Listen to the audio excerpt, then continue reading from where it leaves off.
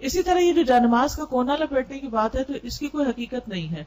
کئی لوگ کہتے ہیں شیطان نماز پڑھتا ہے، تو میرے والد کہتے تھے اس سے اچھی کیا بات ہے کہ وہ نماز پڑھنے لگے، اس نے تو سجدے سے انکار کیا تھا. تو اس کی کوئی حقیقت نہیں ہے.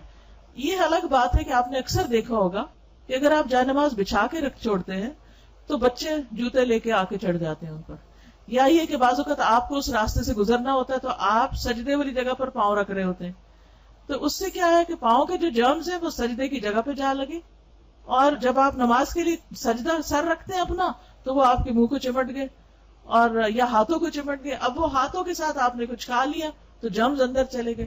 تو یہ چیزیں جو ہے یہ ایک بیسک ہائیجین کا کانسیپٹ جو اگر انسان کے اندر ہو تو اس وجہ سے بھی یہ چیزیں نہیں کرنی چاہیے. بعض لوگ قرآن نہیں کھلا چھوڑتے، شیطان پڑھتا ہے، تو ایسا کچھ نہیں ہے.